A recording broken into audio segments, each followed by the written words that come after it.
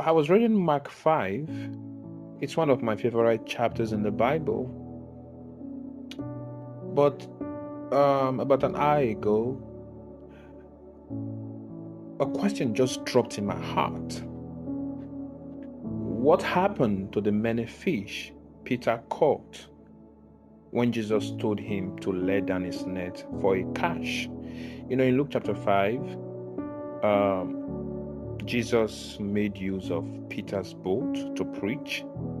And when he was done, Jesus told Peter to launch into the deep and let down his net for a catch.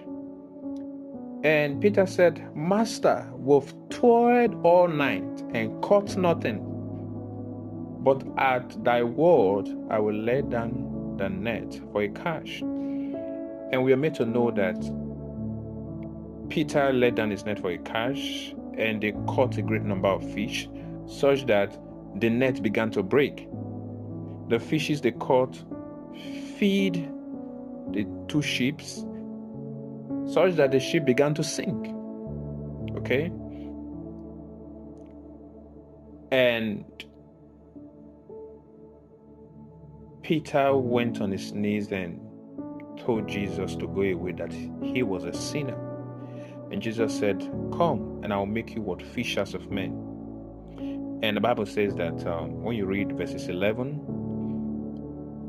of Luke chapter 5, and when they had brought their ships to land, they forsook all and followed him. Okay? So they left everything behind and followed Jesus. I don't know exactly what happened to the fish, but I know this: Peter left them behind to follow Christ.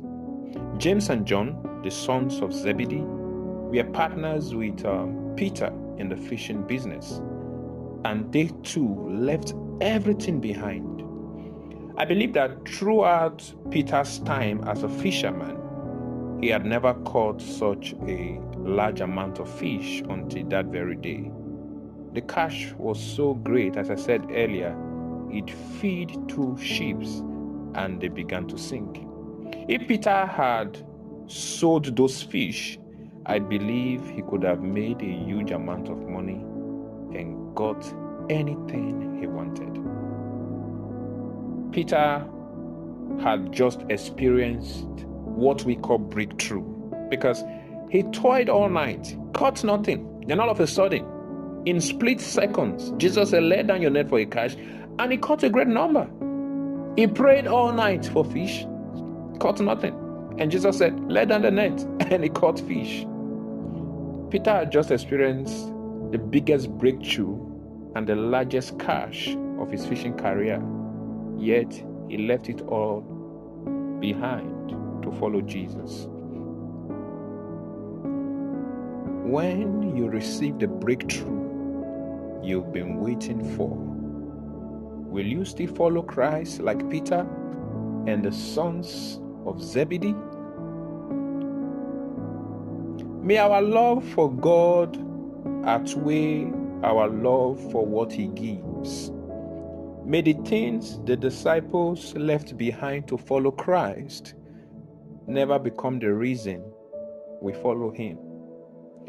When you receive breakthrough in your health, will you still use your body in the service of God, or will you just go about partying and living your dream and fulfilling your bucket list? When you receive the breakthrough you want in your business, will you still be available for Bible study and fellowship?